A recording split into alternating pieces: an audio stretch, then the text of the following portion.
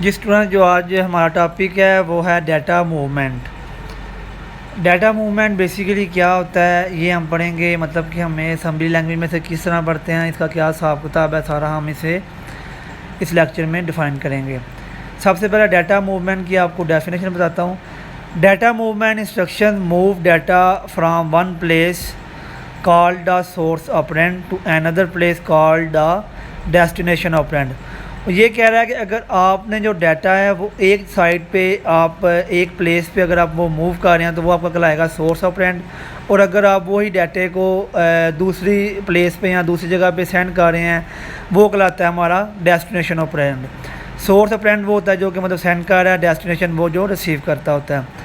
Data movement basically अगर देखा जाए तो हम असेंबली लैंग्वेज में एक जगह से दूसरी जगह डाटा को मूव करने के लिए यूज़ करते हैं। मिसाल के तौर पे हमने अगर 2+2 अगर करना है तो हम देखते हैं कि अगर 2 को जब +2 करना होता है तो इसमें क्योंकि ये जो 2 की वैल्यू है एक वो अलहदा रजिस्टर में होती है और जब दूसरे 2 की वैल्यू है वो अलहदा रजिस्टर में होगी।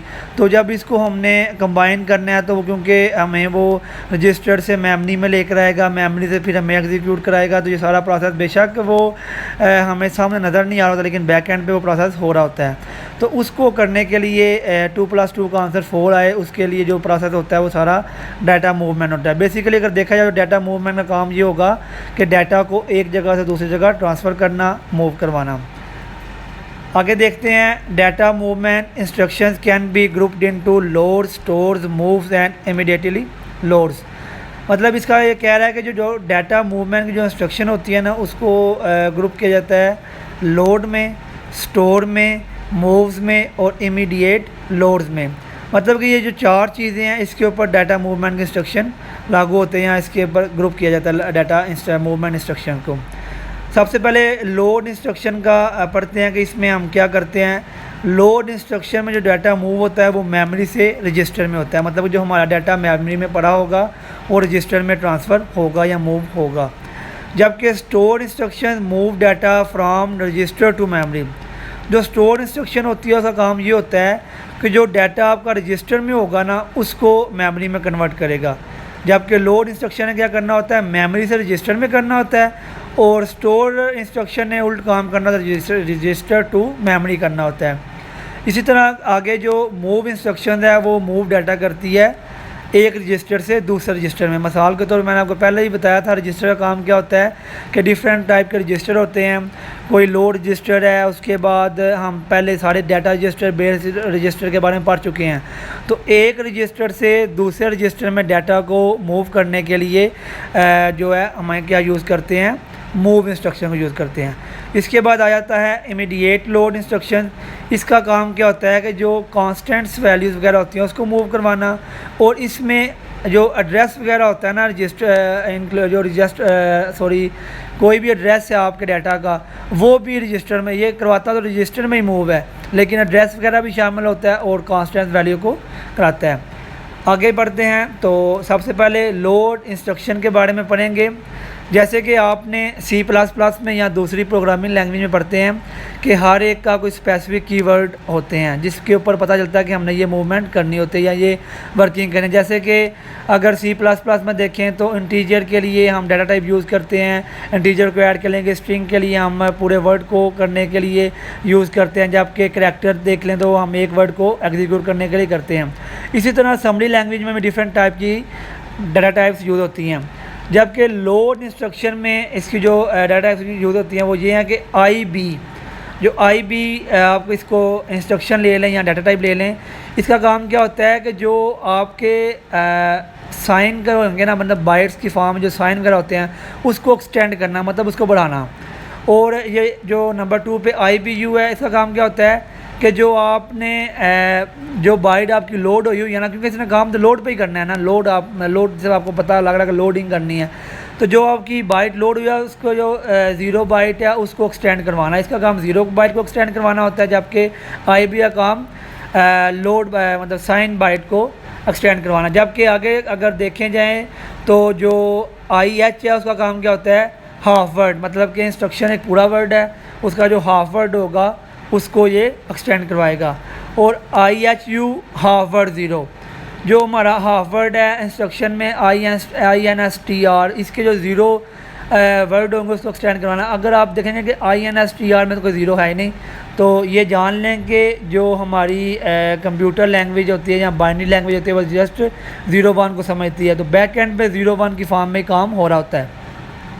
आगे देखें तो IHU का काम क्या होता है कि जो हाफ वर्ड ज़ीरो को हमारी जो वैल्यू है उसको एक्सटेंड करवाना। इसी तरह LW जो आपने वर्ड लिखा है उसको लोड वर्ड के लिए यूज़ होता है। LD हमारा लोड डबल के लिए, डबल हमारा मतलब कि जिसमें इंटीजर वैल्यू और फ्लोट वैल्यू दोनों शामिल होती हैं। और जबकि IS लोड फ्लोट मतलब कि फ़्लोट को लोड करने के लिए यूज़ किया जाता है। तो फ्लोट आपकी वैल्यू पता होगा आपको कि ये हमारी पॉइंट में होती हैं। आगे चलते हैं दूसरी इंस्ट्रक्शन में, वो आती है स्टोर इंस्ट्रक्शन। स्टोर इंस्ट्रक्शन का काम क्या होता है कि जो डाटा को रजिस्टर से मेमोरी में लेके जाना। तो इसकी भी कुछ टाइप्स होंगी। इसको क्योंकि स्टोर है तो इसलिए हम S से यूज़ करेंगे। SB का काम क्या है कि बाइट को स्टोर करवाना। बाइट आपको पता है कि एक बाइट 8 बिट्स पे मुश्तमिल होती है, यानी कि 0 0 1 1 1 1 0 0 8 बिट टोटल बन जाती हैं। इसी तरह अगर देखा जाए SH का काम क्या होता है कि हाफ वर्ड जो उनसे उसको स्टोर करवाना। अब ये स्टोर इंस्ट्रक्शन है, क्या काम करना, स्टोर करवाना होता है। तो SW ने वर्ड को स्टोर करवाना है, SD ने डबल्स को स्टोर करना है। मतलब कि पहला वर्ड स्टोर का और दूसरा जो वर्ड है वो हमारी जो डाटा टाइप्स है उसको शो करा रही होती है। और SS ने स्टोर फ्लोट को करवाना होता है। आगे चलते हैं तो आगे हमारे आती है मूव इंस्ट्रक्शन। मूव इंस्ट्रक्शन का काम क्या होता है कि एक रजिस्टर दूसरे रजिस्टर में डाटा को मूव करवाना। तो इसकी भी कुछ स्पेसिफिकेशंस या डाटा टाइप्स होती हैं। MFC0 इसका काम क्या होता है कि रजिस्टर को कंट्रोल करवाना, ठीक है, मतलब कि जो आपका लोड है उसको रजिस्टर के अंदर कंट्रोल करवाना। और जब आप देखा जाए तो MFC1 का काम क्या होगा कि जो आपके फ्लोटिंग पॉइंट हैं रजिस्टर उनको लोड करवाना। आगे मूव आ गया। मूव का काम क्या होता है कि डाटा इंटीजर डाटा को मूव करना, यानी कि 1 2 3 4 5 की शक्ल में जो डाटा है उसको मूव करवाना। जबकि move.da का काम क्या है कि डबल में हमारी आपकी इंटीजर और फ्लोट, यानी कि आपकी 1 2 3 4 की शक्ल में भी डाटा हो सकता है, 1 2.11 की शक्ल में होता है। मतलब कि डबल में दोनों किस्म की वैल्यू हो सकती है, इंटीजर की भी और फ्लोट की भी। इसी तरह अगर देखा जाए तो मूव फ्लोट के लिए यूज़ किया जाता है। MTC0 का काम क्या है, वो स्टोर करता है कंट्रोल रजिस्टर में। इसी तरह MTC1 जो है वो स्टोर करता है फ्लोटिंग पॉइंट रजिस्टर के अंदर। आगे देखा जाए तो इमीडिएट लोड इंस्ट्रक्शन है, उसका काम भी मैंने आपको बताया कि क्या करता है, वो मूव कराता है कॉन्स्टेंट्स को रजिस्टर के अंदर। इसमें भी आइए तो पहले आइए तो वो बिल्कुल कराएगा लोड एड्रेस को, लेबल कराएगा लोड एड्रेस को। उसके बाद LI कांस्टेंट लोड इमीडिएट के लिए। इसी तरह LID का काम क्या होगा, कांस्टेंट लोड डबल इमीडिएट के लिए। LIS का काम क्या होगा, वो कांस्टेंट लोड फ्लोट इमीडिएट के लिए यूज़ किया जाता है। मतलब कि आपने बेसिक इसकी भी समझ नहीं है, आगे हम प्रोग्रामिंग में सारा ये डिटेल से समझेंगे इंशाअल्लाह। आगे मोरान का भी बेसिकली आपकी जो सी ना, मतलब कि वही मैंने आपको जो बात बताई है कि हमारे जिस तरह के डाटा टाइप्स यूज़ होती हैं हमारी C++ में, HTML CSS में अलहदा यूज़ होती हैं, इसी तरह हमारी असेंबली लैंग्वेज में भी अलहदा यूज़ होती हैं।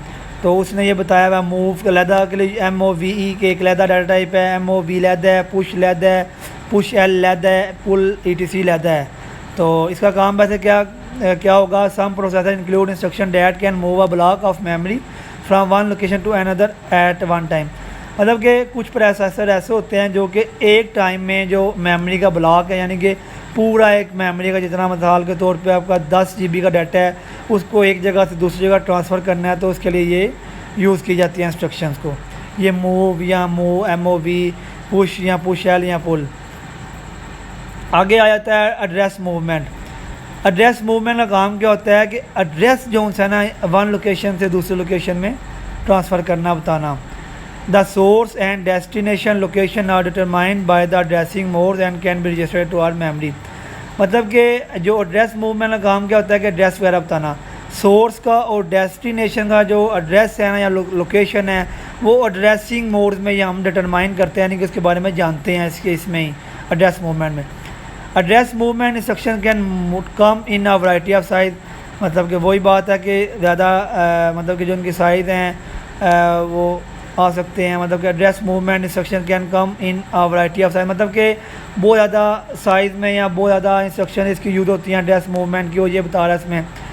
आगे वो कह रहा है कि destroy the previous content of the destination, मतलब कि एड्रेस मूवमेंट आपको यही बता देता है, इंस्ट्रक्शन दे देता है कि जो आपने प्रीवियस क्या एड्रेस या कंटेंट जो है आपने अपने डेस्टिनेशन या रिसीवर को जो भेजा है वो पहले वाला भी आपको प्रीवियस भी बता सकता है।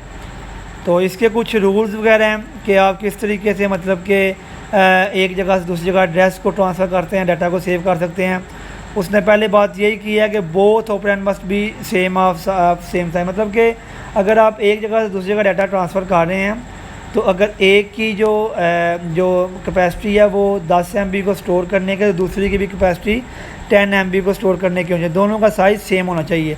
No memory to memory move, मतलब कि आप कभी भी मेमोरी से मेमोरी में मूव नहीं कर सकते, या रजिस्टर से मेमोरी में या मेमोरी से रजिस्टर में मूव कर सकते हैं। No segment to segment move, मतलब कि आप सेगमेंट यानी कि एक सेगमेंट दूसरे सेगमेंट में मूविंग नहीं कर सकते आप, जबकि एक से मतलब कि वही बात उसने इसमें की है। आगे वो EAX, EBX, ECX, EDX, ये सारे अगर आप देखें तो एक अकूमुलेटर रजिस्टर होता है, B base register, C counter register, D data register, ये सारे रजिस्टरों के नाम उसने दिए हुए हैं, ठीक है। उसके बारे में बताया हुआ है कि जो रजिस्टर हम जो से हैं कोई भी यूज़ करते हैं, ये पहले हम पढ़ चुके हैं। E मतलब कि 16 बिट के लिए यूज़ होता है, A8 XBR के लिए टोटल 32 बिट बन जाते हैं। ये destination can not be CS, EIP और IP, मतलब कि जो डेस्टिनेशन है वो कभी भी आपका CS में यानी कि IP में या EIP में। IP वो होता है कि जो आपका एड्रेस वगैरह मतलब कि इंटरनेट प्रोटोकॉल जिसे कहते हैं, IP एड्रेसिंग वगैरह में कभी भी डेस्टिनेशन नहीं हो सकता। उसके बाद कह रहा है कि इमीडिएट टू सेगमेंट मूव, मतलब कि कभी भी आप कांस्टेंट को सेगमेंट में मूव नहीं कर सकते। Move instruction not affect the flag bits, मतलब कि जो मूव इंस्ट्रक्शन होती है वो कभी भी फ्लैग बिट्स पे अफेक्ट नहीं कर सकती। तो उम्मीद है आपको लेक्चर समझ आ गया होगा। आज का लेक्चर इतना ही।